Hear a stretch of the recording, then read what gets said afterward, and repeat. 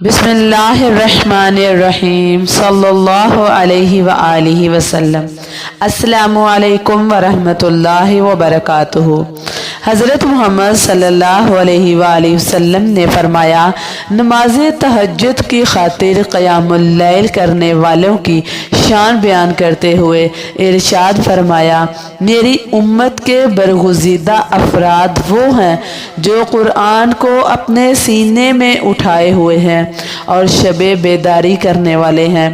امت مصطفیٰ صلی اللہ علیہ وآلہ وسلم کے یہ پاک باز اور قدسی صفات مردان باخدا ہیں، جن کے بارے میں اللہ رب العزت نے قرآن مجید میں ارشاد فرمایا، بے شک رات کا اٹھنا نفس کو سختی سے روندتا ہے اور وقت دعا دل و زبان کی یکسانیت کے ساتھ سیدھی بات نکلتی ہے۔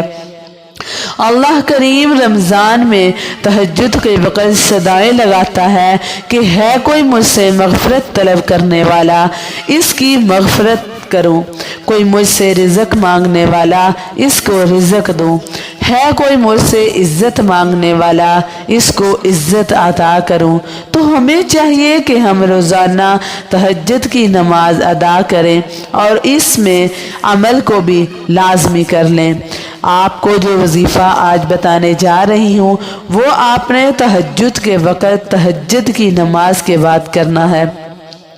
تہجد کے وقت اللہ پر یقین کے ساتھ کر لیں تو آپ پر برکتیں رحمتیں نازل ہوں گی، کیونکہ یہ وقت دعا کی قبولیت کا ہوتا ہے اور اللہ تعالیٰ کہتا ہے کہ جو مانگنا ہے مانگ لو، میں قبول کروں گا انشاءاللہ۔ اس کے کرنے سے آپ کے رزق میں برکت آئے گی، جائز خواہشات کی منظوری ہوگی۔ اس عمل کو آپ نے کرنے کے لیے اول و آخر تین مرتبہ آپ نے درود شریف پڑھنا ہے، پھر آپ نے 100 مرتبہ سبحان اللہ و بحمدہ سبحان اللہ العظیم آپ نے یہ پڑھنا ہے۔ اس کے بعد آپ نے 100 بار یا رزاق پڑھنا ہے اور 100 بار یا وہاب پڑھنا ہے۔ یہ عمل آپ نے کرنے کے بعد اللہ تعالیٰ سے گر گرا کر دعا مانگنی ہے اور اللہ تعالیٰ پر یقین کامل کے ساتھ اپنا ہر معاملہ چھوڑ دینا ہے۔